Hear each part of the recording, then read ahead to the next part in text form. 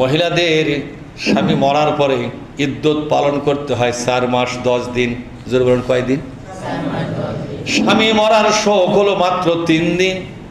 3 দিন ওই মহিলা কোনো সৌন্দর্য গ্রহণ করতে পারবে না, কোনো সুগন্ধি ব্যবহার করতে পারবে না। হাদিসে নিষেধ আছে।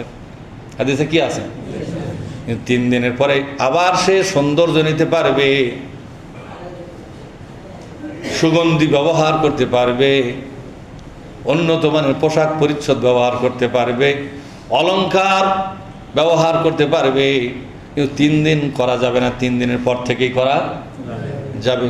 কিন্তু আমাদের মুসলিম সমাজে একটা বাজে কথা চালু আছে, ওই যে ফুল খুলেছে নাক থেকে, ওই যে চুরি খুলেছে হাত থেকে, আর জীবনে কোনোদিন হাতে দেয় না, বিধবা। কি মনে করে দেয় না বলেন তো? বিধবা।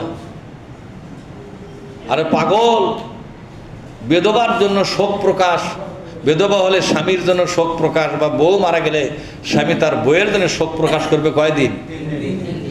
যে কোনো মৃত ব্যক্তির জন্য শোক হবে 3 দিন। 3 দিনের বেশি করতে নিষেধ করেছেন কে? আল্লাহ। তো আল্লাহ কিন্তু বিশ্বনবী করেছেন, আল্লাহ করেছে, কিন্তু ভাষাটা কার? হাদিস।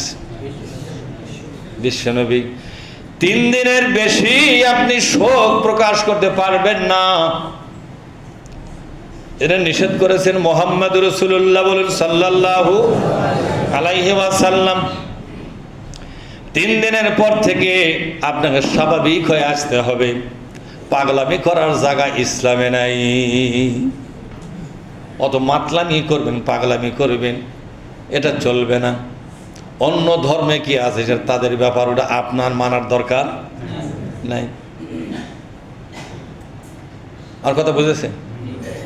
কয়দিন পরেই চুরি পরা যাবে, নাকে ফুল দেওয়া যাবে কয়দিন পরেই, সুন্দর পোশাক পরা যাবে কয়দিন পরেই, সুগন্ধি ব্যবহার করা যাবে না, সেন্ট ম্যান আতর মাতর আছে না, এগুলা ব্যবহার করা যাবে কয়দিন পর?